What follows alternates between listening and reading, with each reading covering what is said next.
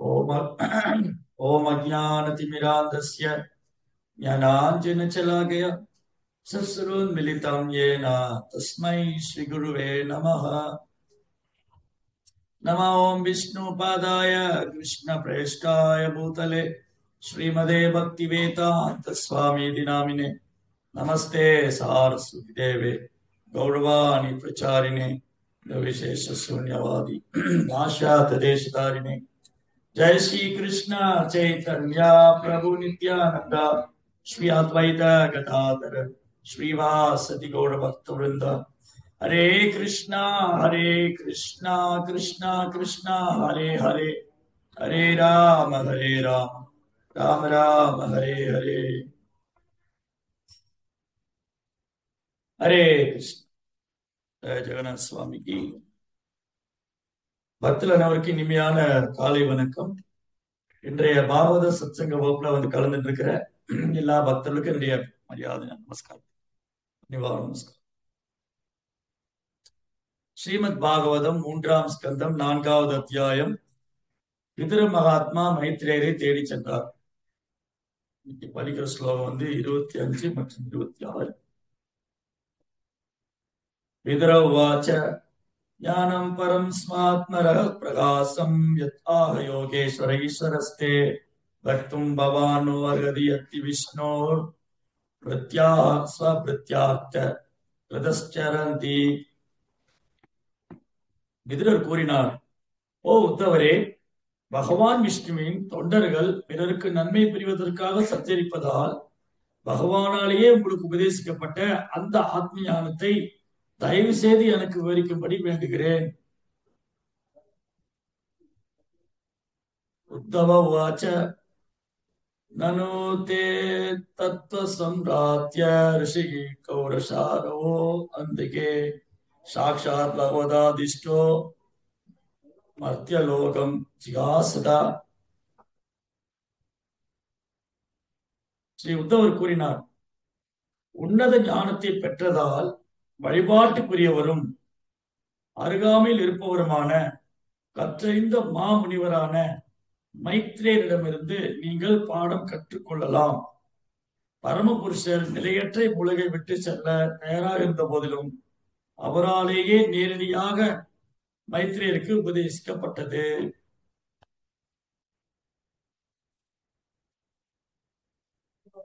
இந்த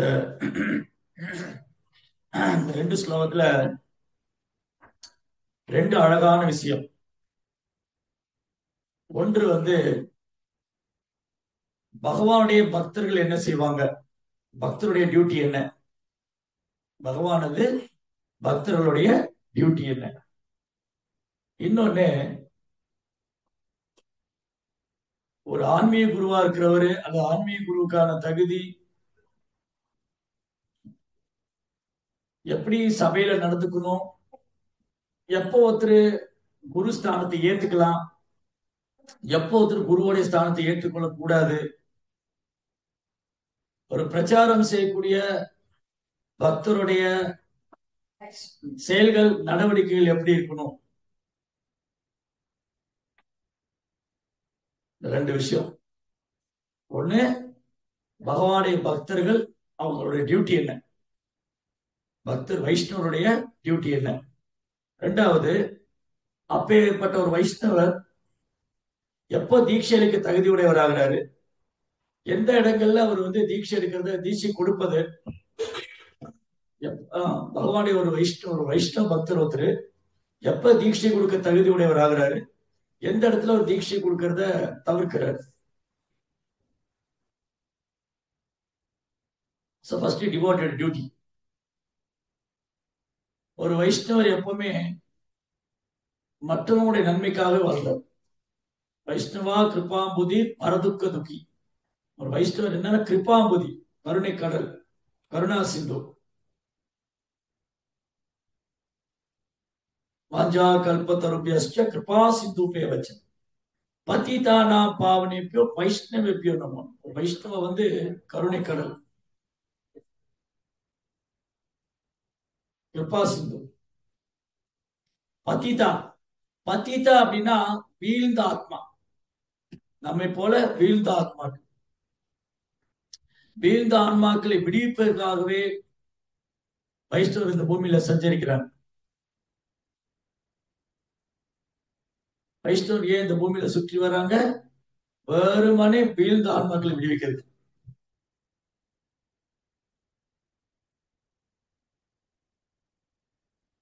பகவானும் கருணையோடு அமுச்சு வச்சுட்டே இருக்காரு. ஏன்னா முதல்ல பகவானுக்கு வந்து நம்ம மேல ரொம்ப அன்பு. அந்த அன்பு கருணை இருக்கு இல்லையா, அந்த கருணை வந்து காரணமற்ற கருணை. எப்படியாவது ஜீவன்களை வந்து நான் திருப்பி எடுக்கணும், இந்த ஜீவன்களை எப்படியாவது, இந்த ஜீவாத்மாக்களை எப்படியாவது திரும்பி என்னுடைய உலகத்துக்கு அழைச்சிக்கணும் அப்படிங்கிறதுல பகவான் ரொம்ப ஆர்வமா இருக்காரு. அதனாலதான் தேவர்களே வர்றதுக்கு யோசிக்கிற இந்த ஜட உலகத்துக்கு பகவான் வர்றாரு. தேவர்களே இந்த பூமிக்கு வர்றதுக்கு விருப்பம் இல்லை. தேவர்களே இந்த பூமிக்கு வர விருப்பம் இல்லாதப்போ பகவான் தனது காரணமற்ற கருணையால் இந்த பூமியில தோன்றார். காரணமற்ற கருணையினால பகவான் இந்த பூமியில தோன்றார். சில நேரங்கள் அவர் நேரடியா இறங்கி வர்றாரு. சில நேரங்கள்ல பகவான் நேரடியா இறங்கி வர்றாரு. சில நேரங்கள்ல அவதாரத்துடைய அவதாரமா வர்றாரு. அவதாரத்துடைய அவதாரமா வர்றாரு. சில நேரங்கள் எப்படி வர்றாரு? சத்தியரிக்கப்பட்ட அவதாரமா வர்றாரு. சில நேரங்கள்ல தனது தூதர்கள் அமைச்சிருக்கிறார்.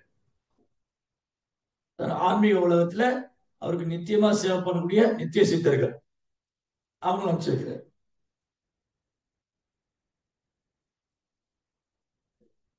சோ பகவானது பக்தர்கள் ரொம்ப ரொம்ப கருணை வாய்ந்தவங்க.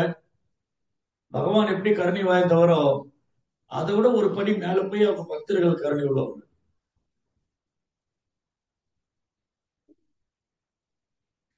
எந்த பாரபட்சம் பார்க்கறது, இவருக்கு தகுதி இருக்கா தகுதி இல்லையா, இவர் கிருஷ்ணனோட ஏற்றுக்குவாரா ஏற்றுக்க மாட்டாரா, எந்த குவாலிபிகேஷன் பார்க்க. அன்னைக்கு வந்து ஒரு 2-3 நாளைக்கு முன்னாடி நம்ம நித்யானந்த திரையோதசி செலிப்ரேட் பண்ணோம். நித்யானந்த திரையோதசி. பகவான் நித்யானந்தர் அவர் பகவான் தான், சாட்சாத் பலராமர். சங்கர்ஷ்ணா காரணோசாயி கர்மோஷாயி பியப்திசாயி சேஷச யசாம்ச கலாச்ச நித்யானந்த ராமாக்கிய சர்வமஸ்து. நித்யானந்த பலராமர் கிருஷ்ணனுடைய முதல் விரிவங்கம் பலராமர். அவருடைய விரிவங்கம் தான் அனந்தன், ஆதிசேஷ ஆனந்தன். ஆனந்தனுக்கு 1000 தலைகள், 1000 தலைகள் இந்த பிரபஞ்சத்தை தாங்கிட்டு இருக்காரு. எண்ணற்ற பிரம்மாண்டங்கள், எண்ணற்ற பிரம்மாண்டங்கள் வந்து ஒட்டுமொத்த பௌதிக பிரபஞ்சத்தையும் அனந்தன் தன் தலைமையில தாங்கி இருக்க. கடுகு மாதிரி இருக்கு. இப்போ சமையல் ரூம்ல போனா சமையல கூட கடுகு டப்பால கடுகு இருக்கு. கடுகு சின்னதா இருக்கும், சின்ன கடுகு.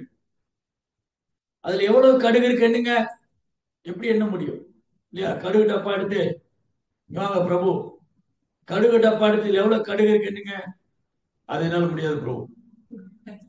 வேற ஏதாவது சர்வீஸ் இருந்தா சொல்லுங்க இல்லையா? கடுகுல எப்படி என்றது அந்த மாதிரி கடுகு டப்பால எப்படி கடுகு வந்து எக்கச்சக்கமா இருக்குமோ அந்த மாதிரி அனந்தனுடைய தலைமையில எண்ணற்ற பிரபஞ்சங்கள் பிரம்மாண்டங்கள் கடுகு மாதிரி இருக்கும், சின்ன சின்னதா. அப்ப அனந்தனுடைய மகிமையை பார்த்துக்கோங்க. அனந்த தேவருடைய மகிமை என்னது? எண்ணற்ற பிரம்மாண்டங்களை தன் தலைமையில தாங்கிட்டு அது கடுகு டப்பால இருக்கிற கடுகு மாதிரி இருக்கும் தலைமை. அந்த அனந்தன் பகவானது நித்தியமான சேவகர். அவரு பல்ராம், அவர் வந்து பகவானுக்கு சேவை பண்ற பகவான்,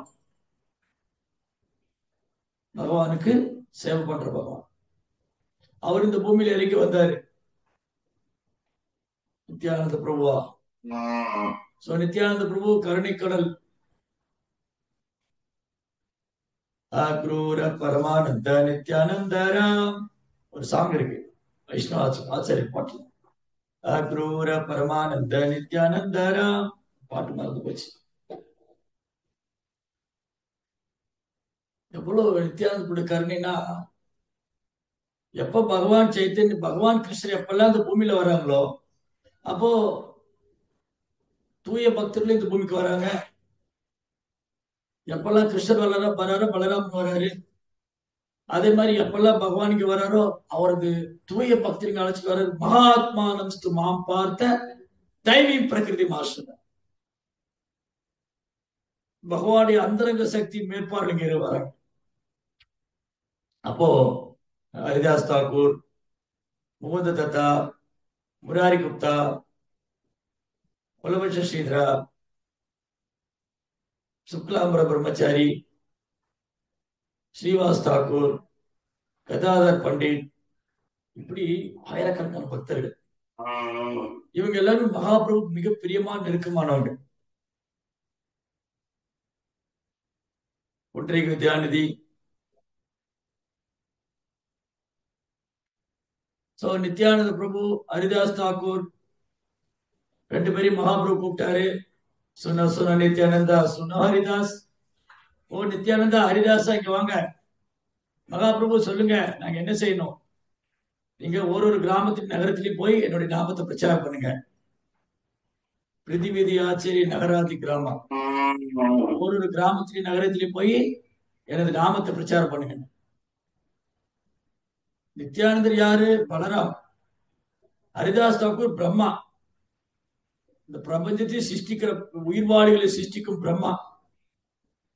அவங்க ரெண்டு பேரும், ஹரிதாஸ் தாக்கூரும் நித்யானந்த பிரபுவும் ரெண்டு பேரும் பிரச்சாரத்துக்கு போறாங்க. நாமளும் பிரச்சாரத்துக்கு போறோம். என்ன வித்தியாசம் இருக்கு? அவங்க பிரச்சாரம் போன பாணி எப்படின்னு பாருங்க. அவங்க பிரச்சாரம் பண்ண விதம் என்ன, நம்ம பிரச்சாரம் பண்ற விதம் என்ன. அவங்க எப்படி பிரச்சாரம் பண்ணாங்க? நித்யானந்தரும் ஹரிதாசனும் கதவு தட்டுவாங்க. ஹரே கிருஷ்ணா, ஹரே கிருஷ்ணா, ஹரே கிருஷ்ணா. கதவை திறந்தா முன்னாடி யாரும் இல்ல. என்ன யாரும் கூட்டமா இருந்து பார்த்தா கீழே ரெண்டு பேரும் நமஸ்காரம் சாஷ்டாங்கமா விழுந்திருக்காங்க. ஒரு தண்டம் தரையில விழுற மாதிரி சாஷ்டாங்கமா விழுந்திருக்காரு. யார் காலில் விழுறாங்க? சாதாரண ஜீவாத்மா. ஜட உலகத்துல பந்தப்பட்ட வாழ்க்கையில, கட்டுண்ட வாழ்க்கையில் இருக்கிற சாதாரண ஜீவாத்மா காலில் பிரம்மாவா இருந்தவர் ஹரிதாஸ் தாக்கூர் ராவும், பலராம அவதாரம் பலராமரா இருந்தவர் நித்யானந்த ராவும். பலராமன் நித்யானந்தரா வந்திருக்காரு. பலராம் முழுமுதற் கடவுள், நித்யானந்தர் முழுமுதற் கடவுள். பலராமர் நித்யானந்தரா வந்திருக்காரு. பிரம்மா, படைப்பினுடைய சிருஷ்டிகர்த்தா பிரம்மா, ஹரிதாஸ் தாக்கூர் ஜீவாத்மா காலில் விழுறாரு. நம்ம விழுவோம். இன்னைக்கு அப்பா அம்மா காலில் விழ வர மாட்டேங்க. அப்புறம் மற்றவங்க காலில் போய் விழு. என்ன காலில் விழ சொல்லி அவமானப்படுத்துறீங்களா? இல்லையா? இன்னைக்கு பொய் அகங்காரம். நான் ஏன் அவர் காலில் விழணும்? பொய் அகங்காரம். அகங்காரம், நமஸ்காரம் ரெண்டுக்கு வித்தியாசம். அகங்காரம் என்னது? நான் உன் காலில் விழணுமா, நீ வேணும் என் காலில் விழு, இது அகங்காரம். நமஸ்காரம் ந மம அகங்காரம். எனக்கு உங்ககிட்ட எந்த அகங்காரம் கிடையாது. நான் உங்களுடைய வைஷ்ணவ தாக்கூரரே, எனக்கு உங்ககிட்ட அகங்காரம் கிடையாது. நான் உங்களை சரணடைகிறேன். நமஸ்காரம். சான்ஸ்கிரிட் வேர்டு, சமஸ்கிருத வார்த்தை அவ்வளவு மீனிங் இருக்கு. யாராவது பார்த்து நமஸ்காரம் சொன்ன என்ன அர்த்தம்? நம்ம சும்மா நமஸ்காரம் சொல்லிடுறோம். ஆனா அதுக்கு பின்னாடி இவ்வளவு மீனிங். எனக்கு உங்ககிட்ட அகங்காரமே கிடையாது. நமஸ்காரம். வணக்கம். வணக்கம்னா நான் வணங்குகிறேன். நான் உங்க முன்னாடி வணங்குறேன். யார் முன்னாடி வணங்குவாங்க? அகங்காரம் இருக்கிறவங்க எப்படி வணங்குவாங்க? இல்லையா? ஒருத்தருக்கு அகங்காரம் இருந்தா எப்படி வணங்குவாங்க? அகங்காரம் இல்லாதவங்க வணங்குவாங்க. வணக்கங்க, நமஸ்காரங்க. அகங்காரம் இல்லாமதான் இன்னைக்கு இதெல்லாம் வார்த்தையா போயிடுச்சு. இன்னைக்கு நமஸ்காரங்க வார்த்தை இல்லாம போயிடுச்சு. இன்னைக்கு பெரும்பாலும் ஹரே நம்ம ஹரே கிருஷ்ணா சொல்றோம். ஹரே கிருஷ்ணா சொல்றது ஓகே, பகவானை நம்ம ஹரே கிருஷ்ணா மந்திரம் சொல்றோம். ஹரே கிருஷ்ணா, நமஸ்காரம் பிரபு. ஹரே கிருஷ்ணா பிரபு, என்னுடைய பணிவான வணக்கங்களை ஏற்றுக்கொள்ளுங்கள். இதுதான் பணிவு. இன்னைக்கு ஹாய் ஹாய் ஹலோ ஏ அப்பா, ஏ அம்மா இங்க வாடி, ஏய் கணவனே, இல்ல அவன் பேரை சொல்லி கூப்பிடுறது. அவர் ஏய் இங்க வாடி. இதுதான் கல்ச்சர். இன்னைக்கு கலாச்சாரத்துல எப்போ நம்ம வந்து வேத கலாச்சாரத்தை விட்டுட்டோமோ அப்ப இமீடியட்டா நம்ம வந்து மோசமான கலாச்சாரத்தை எடுத்துக்கணும். அல்லது தாழ்ந்த கலாச்சாரத்து மேல ஈர்ப்பு ஏற்படும் போது உயர்ந்த கலாச்சாரத்தை நம்ம விட்டுறோம். என்ன, நீ கணவர் உங்க பேரை சொல்லி கூப்பிடுறாரு, அது செல்லமா கூப்பிடுறாரு. என்ன கணவரை பேரை சொல்லி கூப்பிடுறீங்க, அது அப்படிதாங்க நாங்க இனிமே செல்லமா பேசி எல்லாம் சகஜமாயி போச்சு. என்ன அப்பாவை பேரை சொல்லி கூப்பிடுறான், அம்மாவுடைய பேரை சொல்லி கூப்பிடுறாங்க. முன்னெல்லாம் வந்து மனைவி வந்து கணவன் பேரை சொல்ல மாட்டாங்க. முன்னெல்லாம் வந்து மனைவி கணவன் பேரை சொல்ல மாட்டாங்க. அது ரொம்ப அவமரியாதை, மரியாதை குறைச்சலா இருக்கு.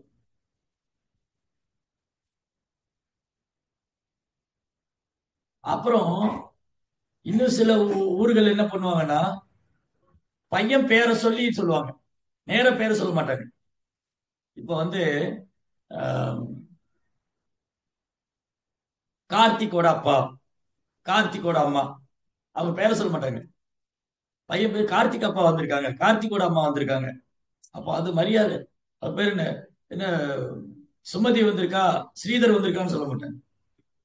அவங்க பேரை சொல்றதுக்கு ரொம்ப தயங்குவாங்க. அவங்க பேர் எப்படி சொல்றது, அவ்வளவு மரியாதை.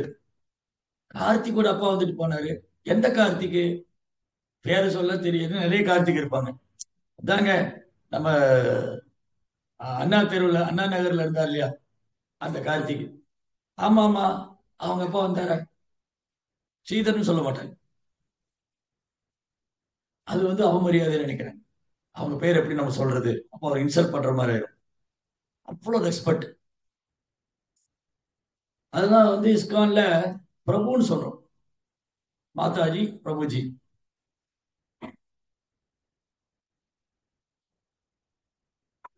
சோ இப்ப எதுக்கு இதுன்னா, இதுதான் ஃபர்ஸ்ட். ஃபர்ஸ்ட் வந்து பணிவு. பிரச்சாரம் பண்ணக்கூடிய பக்தருக்கு முதல்ல பணிவு வேணும். பணிவுங்கிறது என்னது, யார்கிட்டயும் பொறாமை கொள்ளாம இருக்கிறது, யார்கிட்டயும் அகங்காரம் கொள்ளாம இருக்கிறது தான் பணிவு. அகங்காரமே இல்லாம இருக்கிறது தான் பணிவு. எளிமையா இருக்கு, பணிவா இருக்கு. அப்ப நித்யானந்தரும் பலராமரும், சாரி நித்யானந்தர் பலராமர், ஹரிதாஸ் தாக்கூர் பிரம்மா, அவங்க ரெண்டு பேரும் போய் சாதாரண ஜீவன் காலில் வளராங்க. அவங்க பாக்குற, ஓ சாது சாது. அவங்க ரெண்டு பேரும் சாது உடைய அணிஞ்சிருக்காங்க, சாதுவா இருக்காங்க. ஏன்னா பலராமர் பக்தரா வந்துட்டார், பக்த ஸ்வரூபம். பஞ்சதத்வாத்மகம் கிருஷ்ணம், பக்த ரூபம், பக்த ஸ்வரூபம், பக்தாவதாரம், பக்தாக்கியம், பக்த சக்தி. அஞ்சு சக்தி, அஞ்சு தத்துவம், பஞ்ச தத்துவம். கிருஷ்ண தத்துவம், அப்புறம் விஷ்ணு தத்துவம், அப்புறம் இன்னொரு விஷ்ணு தத்துவம், கிருஷ்ண தத்துவம், விஷ்ணு தத்துவம், சக்தி தத்துவம், பக்தி தத்துவம், ஸ்வரூபம். அதாவது பலராம் பக்த ஸ்வரூபம். கிருஷ்ணனுடைய ஃபர்ஸ்ட் எக்ஸ்பென்ஷன் பலராம். இந்த அஞ்சு தத்துவம் இருக்கு. இந்த அஞ்சு தத்துவமும் ரொம்ப எளிமையா பக்தர்களா வந்துட்டாங்க. பக்தர்களா வந்து எவ்வளவு பணிவா இருக்கணும், எவ்வளவு வந்து ஜீவனுக்கு மேல கருணை உள்ளவங்களா இருக்கணும். ஜீவோதயா, அது ஜீவகாருண்யம். நிறைய பேர் ஜீவகாருண்யத்தை பத்தி பேசுவாங்க. ஜீவோதயா, ஜீவகாருண்யம் மேடை போட்டு பேசுவாங்க. ஆனா விலங்குகளை கொள்ளுவாங்க, அப்பாவி மிருகங்களை கொள்ளுவாங்க. பேசுறதுல ஜீவோதயா, ஜீவகாருண்யம், நம்ம யாரையும் துன்புறுத்தக்கூடாது எல்லாம் சொல்லுவாங்க. ஆனா உண்மையான ஜீவகாருண்யம் எங்க இருக்கு, ஒரு வைஷ்ணவர் கிட்டதான் இருக்கு. ஏன்னா அந்த வைஷ்ணவர் எந்த ஜீவராசியும் துன்புறுத்துறது இல்லை. எந்த ஜீவராசியும் ஆஹ் அவமதிக்கிறது, எல்லாருக்கும் மரியாதை கொடுக்கும். அமானீனா மானதேன்னு சொன்ன சேத்தனமா, எல்லாருக்கும் மரியாதை கொடுக்கணும், நான் மரியாதை எதிர்பார்க்க கூடாது. இது நமக்கு ரொம்ப கஷ்டம். நாம எல்லாம் மரியாதை எதிர்பார்ப்போம், நாம யாருக்கும் மரியாதை கொடுக்கணும். இது நமக்கு ரொம்ப கஷ்டம். பட் பிராக்டிஸ் பண்ணணும். டிவோட்டி பக்தர் ஆகணும்னா இதை பயிற்சி பண்ணி தான் ஆகணும். நான் பக்தர் ஆகணும்னா இதை பயிற்சி பண்ணணும். குறிப்பா பிரச்சாரம் பண்ண ஒரு வைஷ்ணவர் அவருடைய டியூட்டி என்னதுன்னா, ஒரு வைஷ்ணவர் ரொம்ப கருணை உள்ளவரா இருக்கும் ஃபர்ஸ்ட். அப்புறம் பணிவானவரா இருக்கும். இதெல்லாம் ஒரு 26 குவாலிட்டிஸ் இருக்கு. வைஷ்ணவருக்கு 26 குணங்கள். திதிக்ஷ்வா, காருணிகா, சுகிருத, சர்வதேகினா, அஜாத சத்ரவ, சாதுவ, சாதுபூஷன். திதிக்ஷ்வா, டாலரன்ஸ், சகிப்புத்தன்மை. அன்னைக்கு இயேசுநாதர் சொன்னாரு, ஒரு கணத்தில் அறிந்தால் மறு கணத்தை காட்டே. இன்னைக்கு எவ்வளவு எந்த கிறிஸ்துவர் காண்பாங்க? அன்னைக்கு இயேசுநாதர் சொன்னாரு, ஒரு கணத்தில் அறிந்தால் நீ மறு கணத்தை காட்டு. இப்ப என்ன பண்ணுவாங்க? ஒரு கணத்துல வச்சு அவன் 2 கணத்துல அறிவான். அவன் ஒரு அடி விட்டு அவன் 2 அடி விழுவான். அதே மாதிரிதான் நம்மளும். திதிக்ஷா, சகிப்புத்தன்மை. சகிப்புத்தன்மை எவ்வளவு இருந்தது பிரபுபாதருக்கு? பிரபுபாதர், ராமானுஜாச்சாரியார், ஊரத்தாழ்வார், நிறைய லிஸ்ட் இருக்கு. பெரிய லிஸ்டே இருக்கு. வைணவ ஆச்சாரி எவ்வளவு சகிப்புத்தன்மையோட இருக்காங்க. அவங்க என்ன டார்ச்சர் பண்ணாங்க? பிரகலாத் மகாராஜ் எவ்வளவு டார்ச்சர் பண்ணாலும், தொந்தரவு பண்ணாலும் அவர் தொந்தரவுக்கு ஆளாகவே இல்லை. யஸ்மாத் நோச் விஜயே லோகோ லோகோநாத் விஜயே சய ஹர்ஷாமர்ஷ பயத்வேகை யோமத் பக்த சமயப்பிரிய. யாருக்கு தொந்தரவு கிடையாது. ஒரு பக்தனால ஒரு பக்தனால யாருக்கு தொந்தரவு கிடையாது. யாராவது தொந்தரவு செஞ்சாலும் தொந்தரவுக்கு ஆளாகிறது கிடையாது. எந்த ஒரு பக்தரால யாருக்கு தொந்தரவு இல்லையோ, எந்த ஒரு பக்தரால யாருக்கு தொந்தரவு இல்லையோ, அப்படி அந்த பக்தருக்கு யாரேனும் தொந்தரவு செய்தால் அந்த பக்தருடைய தொந்தரவுக்கு இவர் ஆளாவதில்லை. யாரையுமே தொந்தரவு செய்யாத ஒரு பக்தனுக்கு யாராவது தொந்தரவு செஞ்சா அந்த தொந்தரவுக்கு அவர் ஆளாவதில்லை. யஸ்மாத் நோத் விஜய் லோகோ லோகோநாத் விஜய் செய்க ஹர்ஷாமர்ஷ பயத்வேகை. விருப்பு வெறுப்பு, மான அவமானம், இன்ப துன்பம் இதிலிருந்து விடுபட்டிருக்கிறவர். இரட்டிப்புத்தன்மை. அத்தகு பக்தர் எனக்கு பிரியமானவர்.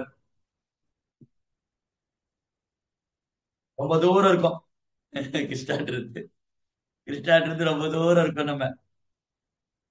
காரணம் இந்த குணங்களை வளர்த்துக்கணும். இந்த குணங்களை வளர்த்துட்டாதான் கிருஷ்ணருக்கு அருகாமையில போகும், கிருஷ்ணருக்கு பிரியமானவங்களாம். ஓகே, இப்ப நம்ம கிருஷ்ண பக்தரா பயிற்சி பண்ணிட்டு இருக்கோம். இப்ப பயிற்சி பண்ணிட்டு இருக்கிற கிருஷ்ண பக்தர் என்ன ஆகணும்? கிருஷ்ணருக்கு பிரியமான பக்தராகணும். பயிற்சி பண்ணிட்டு இருக்கிற பக்தர் என்ன ஆகணும்? கிருஷ்ணாவுக்கு பிரியமான பக்தராகணும்.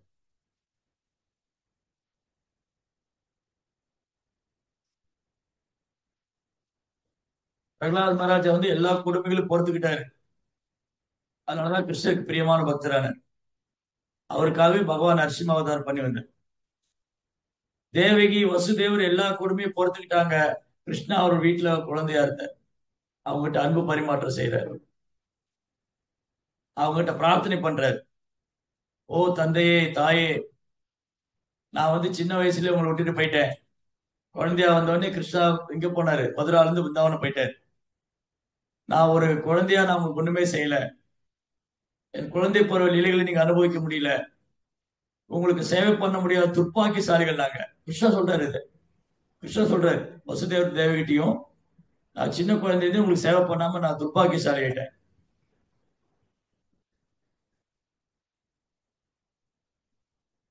அதனால வைஷ்ணவர்னாலே கருணையோடு இருக்கிறது.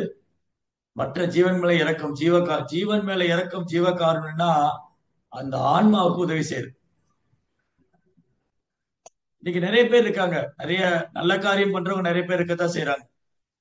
உணவு இல்லாதவங்க உணவு வாங்கி தராங்க, சாப்பாடு போடுறவங்க இருக்காங்க, அன்னதானம் பண்றவங்க இருக்காங்க, அநாதாசிரமம் கட்டி வச்சிருக்காங்க, அப்புறம் ஹாஸ்பிட்டல் மருத்துவ செலவு பண்றாங்க, பள்ளி பாடத்துக்கு புத்தகம் நோட்டு புத்தகம் எல்லாம் வாங்கி கொடுக்குறாங்க, ஸ்கூல் ஃபீஸ் கட்டுறதுக்கு இருக்காங்க, காலேஜ் ஃபீஸ் கட்ட இருக்காங்க. இது நிறைய நல்ல விஷயங்கள், நல்ல விஷயங்களை பண்ண நிறைய பேர் இருக்காங்க. ஆனா இது எல்லாத்துக்கும் மேல பரோ தர்மம் ஒண்ணு இருக்கு, பரோபகாரம். அது என்னதுன்னா, அந்த உறங்கிக் கொண்டிருக்கிற ஆன்மாவுக்கு கிருஷ்ண உணர்வை வெளிப்படை செய்யுது. அறியாமையில் இருக்கிற ஆத்மாவுக்கு கிருஷ்ண உணர்வை வெளிப்படை செய்ததுதான் அந்த ஆத்மாவுக்கு செய்யற பரோபகாரம். அதனால இந்த பிரபஞ்சத்துல வைணவர்கள் நடமாடுவது அவங்கதான் உண்மையான நலன் விரும்பி, பகவானுடைய தூய பக்தர்கள். பகவானது பக்தர்கள் தான் இந்த இந்த உலகத்துல உண்மையான நலன் விரும்பி நண்பர், சுகிருதம் சுகிருத்து. ஜெய ஜெகநாத் சுவாமி. சுகிருத் உண்மையான நலன் விரும்பி வைஷ்ணவர்கள் தான்.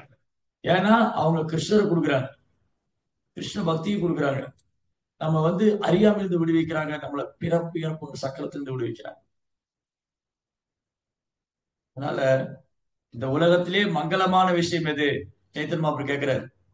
சைத்தன்ய மகாபிரபு ராமானந்தராயிட்ட கேட்கிறார், ஓ ராமானந்தராயரே, இந்த உலகத்திலே மிகவும் மங்களமான விஷயம் எது?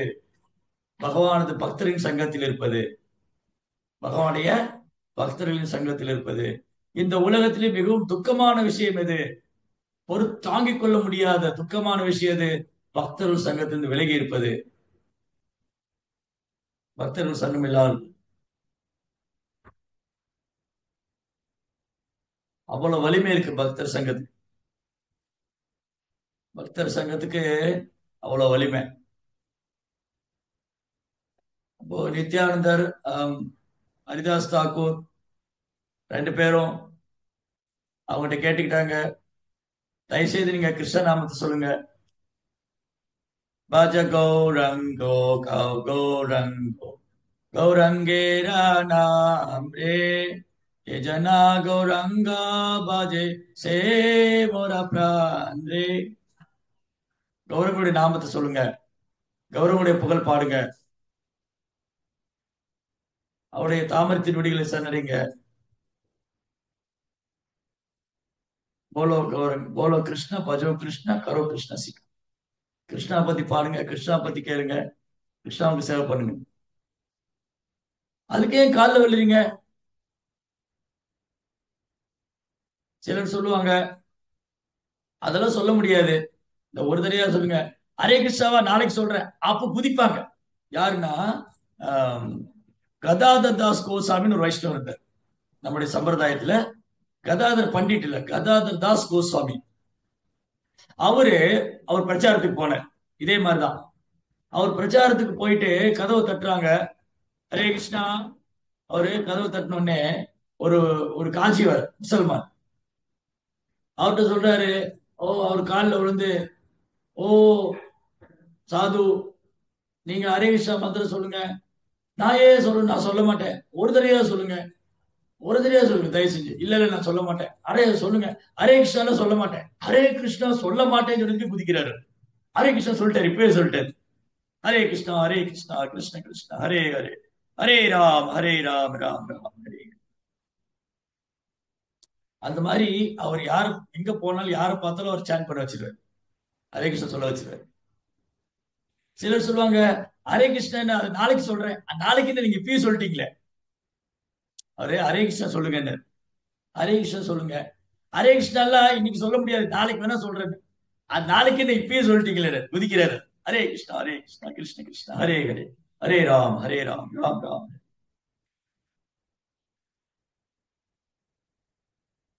அவ்வளவு கருணை.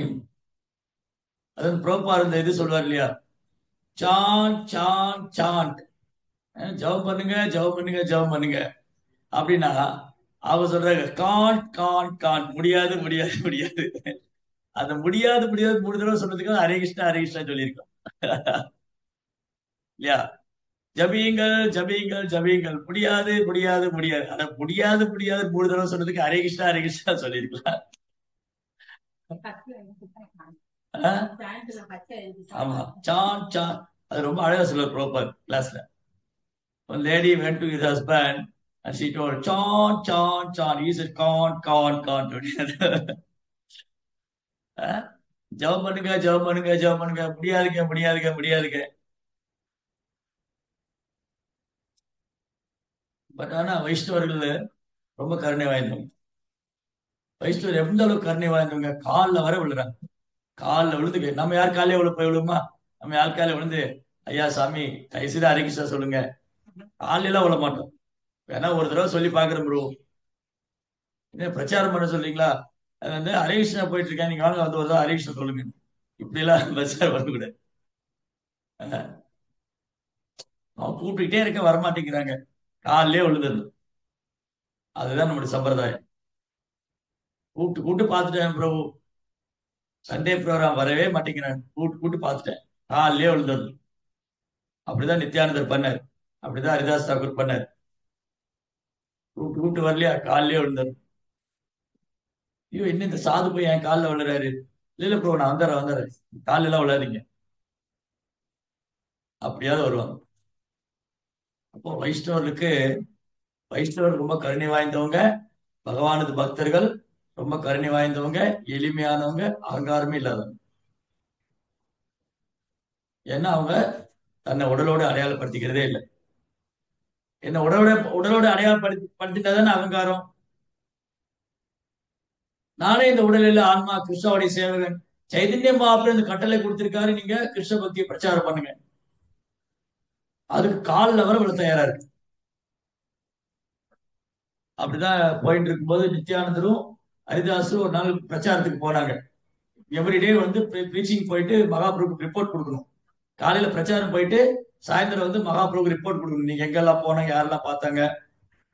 அப்படி ஒரு நாள் கங்கை கரையில போயிட்டு இருக்கும்போது ஒரு பயங்கரமான கூட்டாங்க, ஒரே தள்ளு முள்ளா இருக்கு, கூட்டத்துல ஒரே தகராறு. ரெண்டு பேர் கேட்கிறேன், நித்யானந்தபுரம் பார்த்தா இருக்கு நிறைய மக்கள் கூட்டமா இருக்கு, அங்க போய் பிரச்சாரம் பண்ணலாம். நிறைய மக்கள் கூட்டமா இருக்கு, இந்த கூட்டத்துக்குள்ள போய் பிரச்சாரம் பண்ணலாமா? எதுக்கால ஒருத்தர் வந்தாரு, அங்க என்ன கூட்டம், நீங்க ரெண்டு பேரையும் பார்த்தா சாது மாதிரி இருக்கீங்க, அந்த பக்கம் போயிடாதீங்கன்னு. உங்க ரெண்டு பேரையும் பார்த்தா சாது மாதிரி இருக்கு, அந்த பக்கம் போயிடாதீங்க. ஏன் என்ன, ரெண்டு பேர் நல்லா குடிச்சிருக்கான், நல்லா குடிச்சு போதையில ரொம்ப மோசமான வார்த்தையில பேசிட்டு இருக்கான். அவனே இவனே வர போறோம். இந்த குடிகாரங்கள்ல பல கேட்டகரி இருக்கு. குடிகாரன்ல ஒரு சில கேட்டகரி எப்படின்னா, குடிச்சிட்டு அப்படியே அமைதியா இருப்பான், குடிச்சிட்டு அவன் அப்படியே போதையாகி மயக்கமாயிடுவான். நல்லா குடிச்சு குடிச்சு போதையாகி மயக்கமாயிடுவான், இவன் ஒரு கேட்டகரி. இன்னொரு குடிகாரன் இருக்கான், குடிச்சிட்டா புலம்பிட்டே இருப்பான். இன்னொரு குடிகாரன் இருக்கான், அவன் குடிச்சிட்டான்னு வச்சுக்கோங்களேன், அவன் ரோட்டுக்கு நடுவுல இறங்கி இந்த உலகமே என் காலு கீழேங்கிற மாதிரி பேசுவான். போற வர பஸ் நிறுத்துவான், வண்டி நிறுத்துவான், ஏய் வர வர போறட்டுல தகராறு சொல்லுவான். ஏய் வண்டியை நிறுத்து, ஏய் எங்க போற, ஏய் யார் நீ, நான் யார் தெரியுமா, வர சொல்லு, பிரைம் மினிஸ்டர் என்கிட்ட வர சொல்லு, சிஎம் வர சொல்லு, போலீஸ் வர சொல்லு. பயங்கர அராஜகம் பண்ணுவான் குடிச்சிட்டு. இந்த மாதிரி ஒரு கேட்டகரி, அந்த கேட்டகரி தான் ஜெகாய் மதாய். ஜெகாய் மதாய் அந்த உயர்ந்த பிராமண குடும்பத்துல பிறந்திருந்தாங்க. நல்லா குடிச்சிட்டு ரோட்ல இறங்கி தகராறு பண்ணு. கீழே உள்ள வேட்டி எடுத்து கழுத்துல கட்டியிருக்கான், அண்டர்வேர் மட்டும் தான் இருக்கு. அண்டர்வேர் மட்டும் தான், ட்ரௌசர் மட்டும் தான் போட்டிருக்கான். வேட்டி எடுத்து தோத்தி எடுத்து கழுத்துல கட்டியிருக்கான். மேல ஒண்ணு சட்டை கட்டி எல்லாம் கழட்டி போட்டு, ஏய் நான் யார் தெரியுமா அப்படின்னு தகராறு பண்ணிட்டு சண்டை போட்டுருக்கான். நல்லா கல்லு எல்லாம் குடிச்சு பானையெல்லாம் உடைச்சு சண்டை. இந்த உயர்ந்த பிராமண குலத்துல பிறந்தவங்க, சாஸ்திரம் படிக்க வேண்டியவங்க, சாஸ்திரம் சொல்லிக் கொடுக்க வேண்டியவங்க, பகவானை வழிபட வேண்டியவங்க, பகவானை வழிபாட்டு முறை கற்றுக் கொடுக்க வேண்டியவங்க, ரொம்ப எளிமையா பணிவா வாழ வேண்டியவங்க. ஆனா ரொம்ப மோசமா இருக்கு. அப்ப நித்யானந்த பிரபு நினைச்சாரு, இந்த குடிகாரனும் ஹரிக்கு சமுத்திரம் சொன்னா சைத்தன்ய மகாபிரபு புகழ் இன்னும் பரவும். சைத்தன்ய மகாபிரபு கருணையினால குடிகாரங்களும் பக்தர்கள் ஆயிட்டாங்க அப்படின்னு தன்னுடைய மகாபிரபு புகழ் கிடைக்கணும்னு நித்யானந்த பிரபு கூட்டத்தை விலகிட்டு போறாரு. கூட்டத்தை விலகிட்டு போய், ஏப்பா ரெண்டு பேரும் ஏப்பா இப்ப குடி தகராறு பண்றீங்க, ஹரே கிருஷ்ணா சொல்லுங்க. இவன் ஒரு பானை எடுத்தான், எடுத்து அடிக்க வந்தான் நித்யானந்தர. ஏய் யாரை பார்த்து ஹரே கிருஷ்ணா சொல்றேன். ரெண்டு பேரும் ஓடுறாங்க, நித்யானந்தரும் ஹரிதாஸ் ஓடுறாங்க. அது ஹரிதாசர் அங்க ஓட்டம் பிடிச்சவர் தான். ஹரிதாஸ் தாக்கரே வந்து கங்கை கரையில ஓட்டம் பிடிச்சவர் நேரா ஸ்ரீவாஸ் தாக்கர வீட்டுக்கு தான் வந்தாரு. இங்க மகாபிரபு உட்கார்ந்துட்டு இருக்காரு. மகாபிரபு காலில் சாஷ்டாங்கமா நமஸ்காரம் பண்ணாரு. என்ன ஹரிதாஸ், என்ன இப்படி தலை தெறிக்க ஓடி வரேன்னு, நீங்க யாரு கூட என்ன பிரச்சாரத்துக்கு அனுப்பிச்சீங்க, நான் அவர் கூட நீ போக மாட்டேன், அது உயிருக்கே ஆபத்தாயிடும் போல இருக்கு. நீங்க போய் போய் நித்யானந்தர் கூட என்ன அனுப்பிச்சிருக்கீங்க, அவன் குடியாரன்ட்டு எல்லாம் போய் ஹரிகிருஷ்ணா சொல்றாரு. நல்ல ஆள் கூட போய் என்ன அனுப்பிச்சிக்க, நீங்க குடிகாரங்கிட்ட எல்லாம் போய் ஹரிகிருஷ்ணா சொல்லுங்க.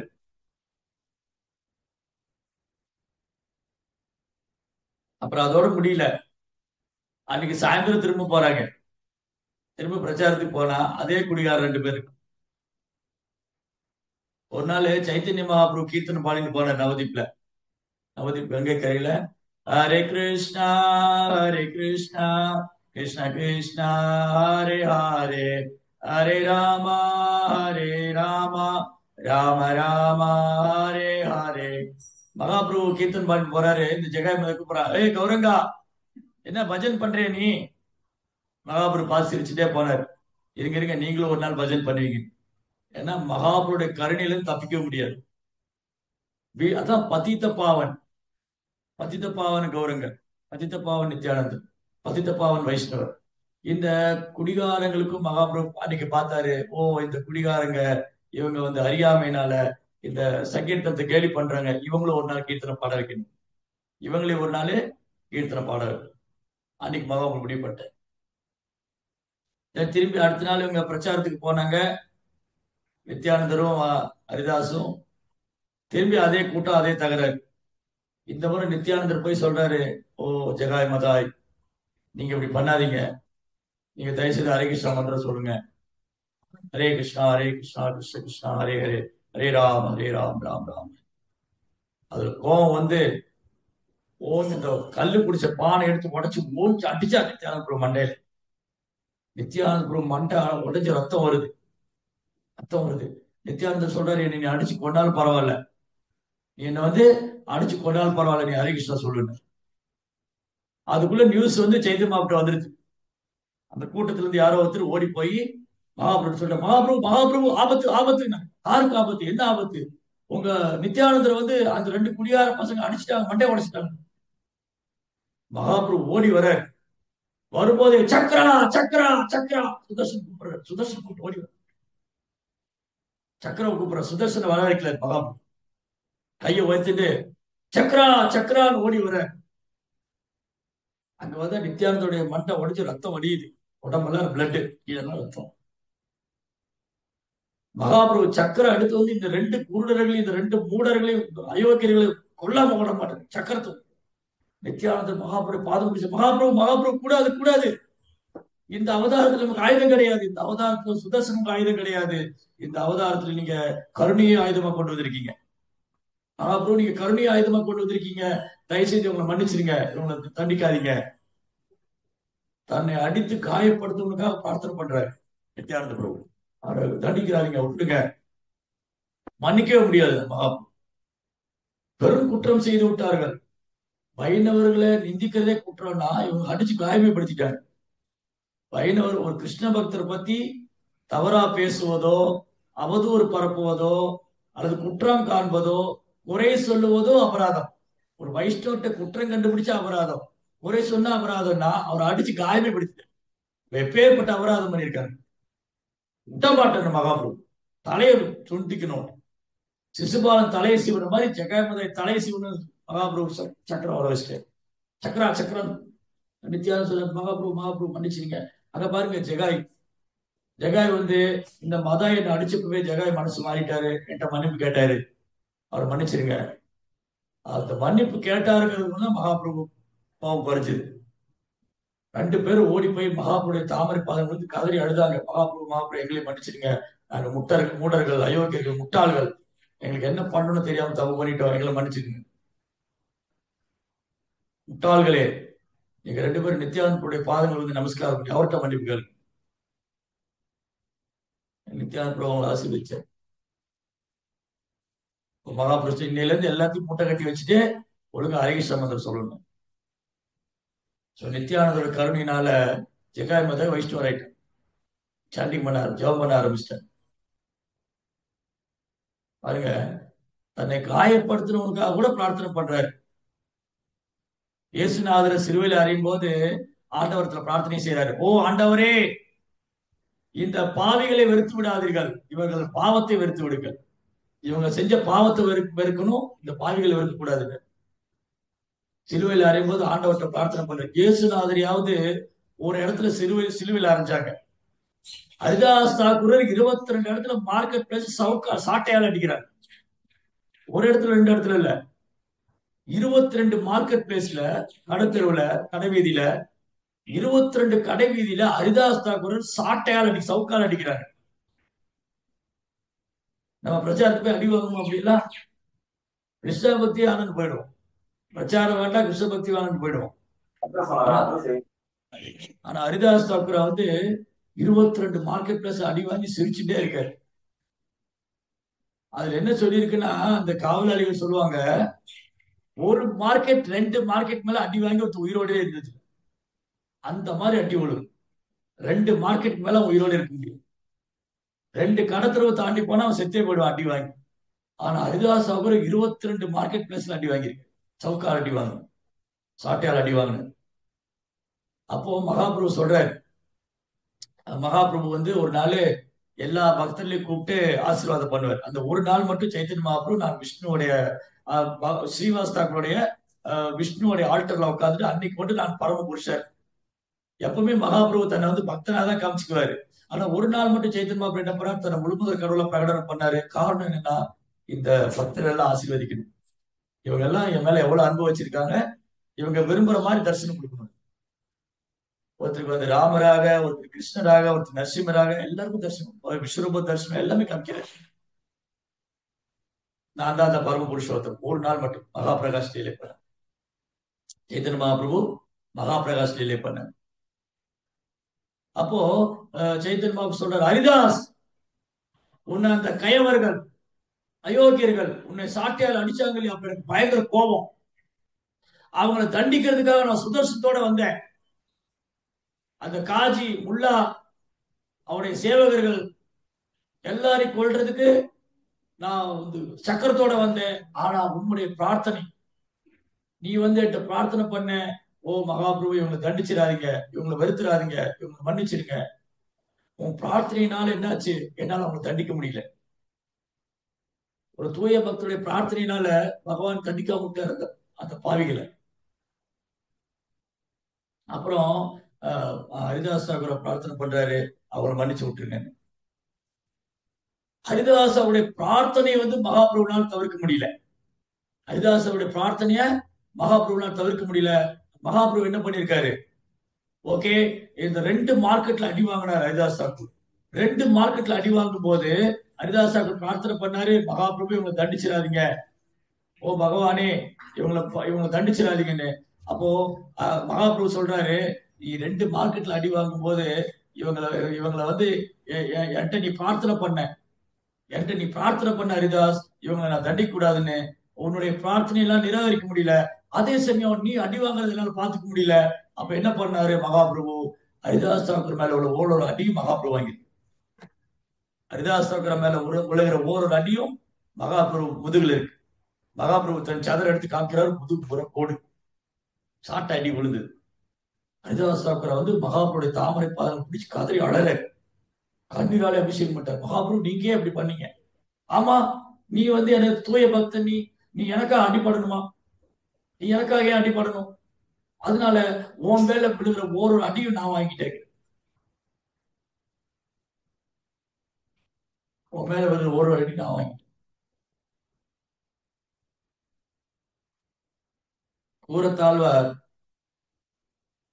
எங்க ராமானுஜர் உயிரோடு இருந்தா வைஷ்ணவம் பரவிடும், சைவம் வளராதுன்னு அந்த சோழ மன்னர் வந்து ராமானுஜர் கொல்லணும் முடிவு பண்ற. நம்மள எவ்வளவு பேர் குருவுக்காக உயிரை தியாகம் பண்ண தயாரா? இன்னைக்கு குருவுக்காக வேலையை தியாகம் பண்ண தயாரா இல்ல, அப்படி உயிரை தியாகம் பண்ண இல்லையா? குருவுக்காக உடமையில தியாகம் பண்ணுவோமா? ஓ குரு சொல்லிட்டான்னு உடமையில தியாகம் பண்ணுவோமா? உயிர் தியாகம் பண்ணுமா? எதுவும் பண்ண மாட்டோம். அப்படிப்பட்ட குரு எனக்கு வேணாம். ஆனா அதை கூறத்தாழ்வார் என்ன பண்ணாரு, ராமானுஜருடைய உயிருக்கு ஆபத்துக்கு அவர் போறாரு. ராமானுஜர் உயிருக்கு ஆபத்து வரக்கூடாதுன்னு ஆச்சாரியர்கிட்ட போய் பிரார்த்தனை பண்றாரு. ஆச்சாரியரே நீங்க அங்க போனீங்கன்னா கட்டாயம் அவங்கள சைவத்துக்கு மாற சொல்லுவாங்க, நீங்க மாற மாட்டீங்க. ஏன்னா இங்க பகவானுடைய தூய பக்தர், நீங்க நீங்க ஒருபோதும் பக்தி தொண்டை விட்டு வேற பாதைக்கு போக மாட்டீங்க. அதனால உங்க மேல பொறாமை கொண்டு அந்த சோழ மன்னன் உங்களை கொன்னுருவார். நீங்க இந்த பூமிக்கு அவசியம், நீங்க இந்த பூமிக்கு அவசியம். நீங்க எண்ணற்ற ஜீவன்களை விடுவிக்கிறதுக்காக வந்திருக்கீங்க. நீங்க வந்து எண்ணற்ற ஜீவன்களை விடுவிக்கிறதுக்காக வந்திருக்கீங்க.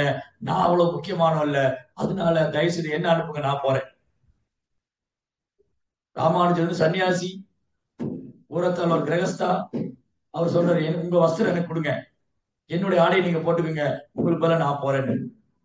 ராமானுஜர் ஒத்துக்கவே மாட்டேங்கிறார். இல்ல இல்ல குரேஷா, எனக்கு பிரியமான சீடன், எப்படி நான் உன்னை பிரிவேன்? என்னால உன்னை பிரிஞ்சிருக்க முடியாது, நான் முடியாது, நான் தான் போவேன். எப்படியோ அழுது கெஞ்சி கூத்தாடி ஆச்சாரியருடைய காலில் விழுந்து கதறி அழுது ஒரு வகையில சம்மதத்தை வாங்கிட்டார். வாங்கிட்டு குருவுடைய காவி உடைய அணிஞ்சிட்டு போறாரு கூரத்தாழ்வார். கூரத்தாழ்வார் மகாபூர்ணர் 2 பேர் போனாங்க. இந்த சோழ மன்னன் சொல்றாரு, ஏய் ராமானுஜா, மரியாதையா வைணவத்தை விட்டு சைவத்தை ஏத்துக்கோ, இல்ல நீ வந்து உன்னை நான் கொன்னுருவேன்.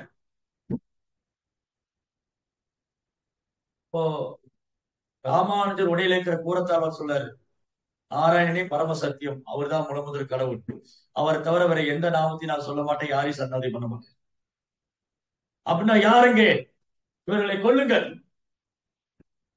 உடனே இந்த ராஜாவுடைய பொண்ணு வந்தா, இளவரசியார்.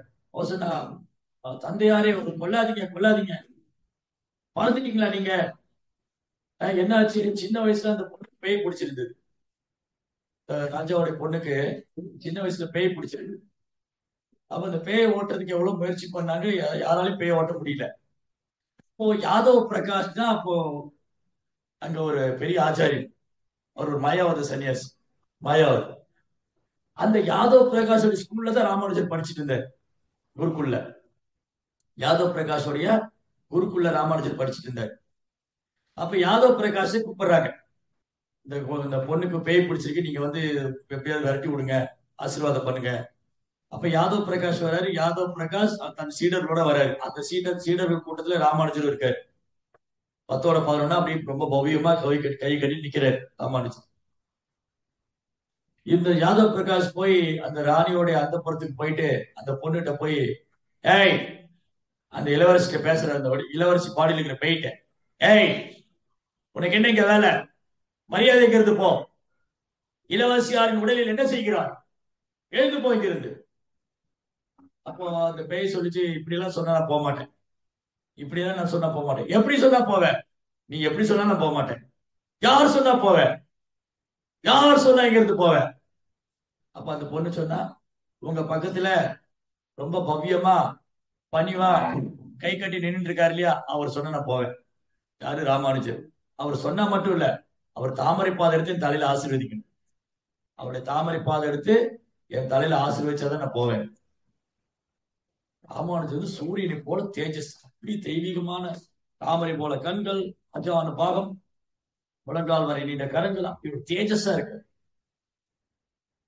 அப்ப ராஜா வந்து சொன்னாரு, உங்க சீடரையாவது செய்ய பண்ணுங்க, பொண்ணு பேய் போன எப்படியாவது. அதனால சொன்னா, இந்த பையனாக்கும் அவரு அன்னைக்கு என்ன வந்து காப்பாத்தினாரு இல்லையா, அவரை போய் கொல்ல சொல்றீங்களே நீங்க, வேற என்ன வேணா தண்டனை கொடுத்துக்கங்க அவருக்கு, வேற என்ன வேணா தண்டனை கொடுத்துக்கங்க, ஆனா அவரை கொல்ல சொல்லாதீங்க, வேண்டாம். அப்பதான் சொல்றாரு, நீ வைஷ்ணவத்தை ஏத்துக்கல, கண்ணை பிடிக்கிடுவேன். சாரி, நீ சைவத்தை ஏத்துக்கல, உன் கண்ணை பிடிக்கிடுவேன். கண்ணை பிடிங்கிட்டார். மகாபூர்ணருக்கும் கூரத்தாழ்வார் 2 பேர் கண்ணை பிடிங்கிட்டார். கண்ணை ஈட்டி வச்சு கம்பி வச்சு கண்ணை குத்தி எடுத்துட்டாங்க. பல வருஷங்கள், கிட்டத்தட்ட ஒரு 17 18 வருஷம் கண் பார்வை இல்லாம இருந்தார் கூட. ராமானுஜர் திரும்பி வந்தார். இந்த ராஜா என்ன பண்ணார்? வைஷ்ணவ அபராதம் பண்ணி துர்மரணம் அடைஞ்சான். நோய் வந்து படுத்த படுக்கையாகி உடம்பெல்லாம் சீல் வந்து அழுகி போய் செத்து போனான். யாரு? அந்த சோழ மன்னன். அப்புறம் இந்த எல்லாம் நடந்து முடிச்சதுக்கு அப்புறம் ராமானுஜர் திரும்பி வந்தாரு. ஊரத்தாழ்வார் கல் இல்ல. ராமானுஜருக்கு ரொம்ப கவலை, என்னுடைய சீடன் வந்து எனக்காக இப்படி பார்வையை தியாகம் பண்ணிட்டாரு. அவர் போய் ரங்கநாதத்தை பிரேயர் பண்ண சொல்றாரு. ராமானுஜர் போய் ரங்கநாதத்தை பிரார்த்தனை பண்ணுன்னு சொல்றாரு. கூரத்தாழ்வார் ரங்கநாதத்தை பிரார்த்தனை பண்ண போனார். பிரார்த்தனை பண்ணிட்டு வந்தோடனே ராமானுஜர் கேட்டார், நீ என்ன பிரார்த்தனை பண்ண? அவர் சொன்னாரு, ஆச்சாரியரே, உங்களை வந்து வைஷ்ணவத்திலிருந்து சைவத்துக்கு மாத்தினாதான் சைவம் வளரும்னு சொன்னார் இல்லையா, உங்களை வந்து இல்லாட்டி உங்களை கொல்லணும்னு சொன்னார் இல்லையா, அந்த மந்திரிக்கு மோட்சம் வேணும்னு கேட்டது. அந்த மந்திரிக்கு மோட்சம் வேணும். ராமானுஜர் அப்படி கண் கலங்கிட்டார். சரி, திரும்பி போய் பிரார்த்தனை பண்ணுங்க. திரும்பி போய் பிரார்த்தனை பண்ணாரு. இந்த முறை கேட்டாரு. இந்த முறை என்ன பிரார்த்தனை பண்ண? உங்களை கொல்லணும்னு ஆர்டர் போட்டார் இல்லையா, அந்த ராஜாவுக்கு மோட்சம் கொடுங்கன்னு கேட்டார். அவர் நரகத்துக்கு போக கூடாது. அப்போ ராமானுஜர் உடையில இருந்த கூரத்தாழ்வாரோட கண்ணை பிடிக்கணும்னு நினைச்ச மந்திரிக்கு மோட்சம் வேணும்னு கேட்டிருக்காரு. அவரை கொல்லணும்னு ஆர்டர் போட்ட மன்னனுக்கு மோட்சம் வேணும்னு கேட்டிருக்காரு. கண் பார்வை வேணும்னு கேட்கவே இல்லை. இதான் வைஷ்ணவா. அவர் மூணாவது முறை ராமானுஜர் சொல்றாரு, திரும்பி போய் கேளு. இவருக்கு புரிஞ்சு போயிடுது கூரத்தாழ்வார். ராமானுஜர் என்ன விருப்பப்படுறாரு? எனக்கு கண் பார்வை வரணும்னு விருப்பப்படுறாரு. தன் சீடன் கூடனா இருக்காரு, அவர் கண் பார்வை வரணும்னு விருப்பப்படுறாரு. அப்பதான் கூரத்தாழ்வார் சொல்றாரு, ஓ ஆச்சாரியரே, எனக்கு இந்த உலகத்தை பார்க்கணுங்கிற ஆசை இல்லை. இந்த உலகத்தை பார்க்கணும், இந்த மாயா உலகத்தை அனுபவிக்கணும், இந்த மாயா உலகத்துல பல விஷயங்கள் எனக்கு ஆர்வம் கிடையாது. அப்படி எனக்கு பார்க்கணும்னு ஒரு ஆசை இருந்ததுன்னா, நான் உங்களுடைய தாமரை திருவடியும் பகவானுடைய கிரகத்தை தரிசனம் பண்ண போது எனக்கு வேற எதுவும் பார்க்க வேண்டிய அவசியம். எனக்கு இந்த உலகத்துல பார்க்கறதுக்கு வேற ஒண்ணும் இல்லை. இந்த உலகத்துல பார்க்கறதுக்கு எனக்கு என்ன இருக்கு? நான் அப்படி பார்க்க எனக்கு பார்வை இருக்கணும் வேணும் அப்படின்னா, நான் எப்போ உங்க தாமரை திருவடியை தரிசனம் பண்ணணும், பகவானை தரிசனம் பண்ணணும், அது போதும் எனக்கு. வேற எதுவும் வேண்டாம். இதான் வைஷ்ணவம். வாசுதேவ் தத்தா அவர் ஒரு நாள் சைத்தன்ய மகாபிரபு முன்னாடி வந்தாரு. மகாபிரபு, நீங்க ரொம்ப ரொம்ப கருணை வாய்ந்தவர், நம்ம மகாவதான்யாய, நீங்க ரொம்ப கருணை வாய்ந்தவர், எனக்கு இந்த வரம் கொடுங்க. இந்த உலகத்துல கோடிக்கணக்கான ஜீவராசிகள் தன்னுடைய பாவ காரியத்தினால தாவரங்கள், பறவைகள், விலங்கினங்கள், புழுக்கள், பூச்சிங்க, மனுஷங்க எவ்வளவு சரீரம் எடுத்துட்டு கஷ்டப்படுறாங்க. கர்ம வினையினால பாதிக்கப்பட்டிருக்காங்க. பாவம் தான் செய்த பாவ காரியத்தினால பல்வேறு சரீரங்கள் மாறி மாறி ஜடகுலத்துல கஷ்டப்படுறாங்க. அந்த எல்லா ஜீவனுடைய கஷ்டத்தையும் எனக்கு கொடுங்க. அவங்க பாவத்தில நான் ஏத்துக்கிறேன், நான் நரகம் போறேன், அவங்க எல்லாம் போலத்துக்கு அழைச்சிட்டு போயிரு. இது இன்னும் ஒரு படி மேல. இயேசுநாதர் கடந்து எங்கேயோ போயிடுச்சு. எல்லா ஜீவனுடைய பாவத்தையும் நான் ஏத்துக்கிறேன், நீங்க அவங்களை எல்லாம் வைகுண்டத்துக்கு போல வந்தாலும் கூட்டின்னு போயிடுங்க, நான் வேணா நரகத்துக்கு போய்க்கிறேன். மகாபிரபு அப்படி கட்டி தழுவிட்டார் அவர் வாசுதேவ தத்தாவை. மகாபிரபு சொல்றார், வாசுதேவ தத்தா, நீங்க என்ன விலைக்கு வாங்கிட்டீங்கன்னு பக்தர்கிட்ட எல்லாம் சொல்றாரு. பக்தர்கள் எல்லாம் சுத்தி நிக்கிறாங்க. பக்தர்கிட்ட சொல்றாங்க, நான் வாசுதேவ தத்தா என்ன பர்ச்சேஸ் பண்ணிட்டாரு. வாசுதேவ தத்தா என்ன வேணாலும் பண்ணலாம், அவர் யாருக்கு வேணா என்ன சேல் பண்ணாங்க, நான் அவர் அடிமைட்டு. வாசுதேவ தத்தா என்ன பர்ச்சேஸ் பண்ணிட்டாரு, வாசுதேவ தத்தா என்ன யாருக்கு வேணா சேல் பண்ணலாம், அவர் என்ன சொன்னா நான் கேட்பேன். அப்ப எப்பேற்பட்ட வைஷ்ணவரா இருக்கணும் வாசுதேவ தத்தா. இதுதான் வைஷ்ணவம். பாருங்க எவ்வளவு எக்ஸாம்பிள். பிரச்சாரத்துக்காக, பகவானுடைய சேவைக்காக எப்பேற்பட்ட அசௌகரியத்தையும் ஏத்துக்க தயாரா இருக்காங்க. 69 70 வயதுக்கு மேல இந்தியாவில் உள்ள குளிரே தாங்க முடியாது. அமெரிக்காவில் உள்ள குளிர், 2 3 முறை ஹார்ட் அட்டாக், கையில பைசா கிடையாது, எந்த பக்கம் போவேன்னு தெரியாது, யாரை போய் பார்க்கணும்னு தெரியாது, என்ன செய்ய ஒண்ணுமே தெரியாது. வெறும் பாகவதம் மட்டும்தான் கையில இருந்தது. பாகவதம் கையில இருந்தது, குருவோடைய கட்டளை இருந்தது, அவ்வளவுதான். அதுக்காக பிரபுபால் கொடுத்த எடுத்துக்க கஷ்டங்கள், அசௌகரியங்கள். சன்னியாசம் எடுத்துட்டதே கஷ்டம் தான். சன்னியாசம் எடுத்துட்டு எங்க போய் தங்குறது? வீட்டை விட்டு வெளியே வந்துட்டாரு, எங்க தங்குவாரு? எங்க பிரசாதம் சாப்பிடுவாரு? நமக்கு அந்த மாதிரி சுச்சுவேஷன் இருக்கா? நமக்கு கோயில் இருக்கு, இந்த இஸ்கான் இன்னொரு இஸ்கான், இங்க இல்லைன்னா அங்க போய் சாப்பிட்டுக்கலாம், இங்க அங்க போய் சேவை பண்ணிக்கலாம். சோ பிரபுபாத் நமக்கு எல்லாமே பண்ணி வச்சுட்டாரு. நமக்கு இஸ்கான் டெம்பிள் இருக்கு, பக்தர் சங்கம் இருக்கு, பிரசாதம் இருக்கு, பிரச்சாரம் பண்றதுக்கு எல்லா வாய்ப்பு இருக்கு, எல்லா வசதியும் இருக்கு. பிரபுபாருக்கு எதுவுமே இல்லையே. பிரபுபா ஸ்டார்ட் பண்ணும்போது அவருக்கு சீடர்கள் கிடையாது, சீடர்கள் கிடையாது, பணம் கிடையாது, எந்த ஒரு உதவியும் கிடையாது, அரசாங்கத்திலிருந்து எந்த ஒரு உதவியும் கிடையாது. அப்படிதான் தொடங்கினார். சன்னியாசம் எடுத்துட்டு எங்க போறதுன்னு தெரியல, என்ன பண்றதுன்னு தெரியல. ஆனா ஒரு விஷயம் இருக்கு, குருவோடைய கட்டளை நிறைவேற்றணும், என் குருவோடைய கட்டளை நிறைவேற்றணும், என் குருவோடைய கட்டளை நிறைவேற்றணும், இது மட்டும் மனசுல இருந்துட்டே இருக்கு. அதுக்கு அவர் கொடுத்த வேலை பல்வேறு அசௌகரியங்களை ஏத்துக்கிட்டார், பலவிதமான கஷ்டங்களை ஏத்துக்கிட்டார்.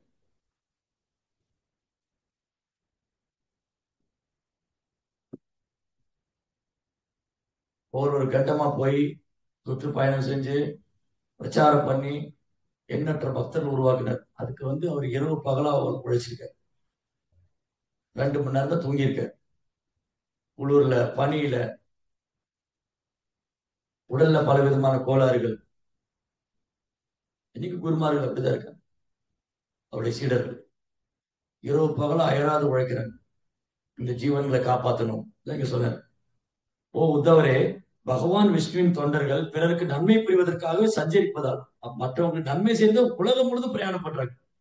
பரிவரத ஆச்சாரியம் உலகம் முழுதும் சுத்தி வர்றாங்க.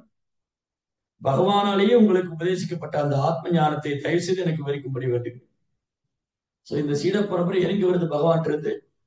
கிருஷ்ணா, பிரம்மா, நாரதர், வியாசர், மாத்வாச்சாரியர், சைத்தன்ய மகாபிரபு, கோஸ்வாமிகள், நரோத்தம் தாஸ் தாக்கூர், இப்படி இறங்கி பக்தி சித்தாந்த தாக்கூர், சில பிரபுபாதர், பிரபா சீடர்கள் எல்லாம் அயராது உழைக்கிறாங்க. ஒரே ஒரு நோக்கம் தான், எப்படியாவது ஜீவாத்மாக்கள் அறியாமல் விடுவிச்சிடணும், எப்படியாவது ஜீவாத்மாக்களை கிருஷ்ண பக்தி ஏத்துக்க வைக்கணும், எப்படியாவது இவங்களை பகவான் திரும்ப அழைச்சிட்டு போகணும். இதை தவிர உங்களுக்கு வேற நோக்கமே கிடையாது. இதை தவிர வேற நோக்கமே இல்லை. இது ஒன்று மட்டும்தான்.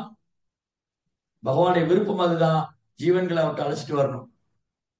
எஸ், இந்த ஒன்று மட்டும்தான் நோக்கமா வச்சிருக்கேன். சோ கருணை.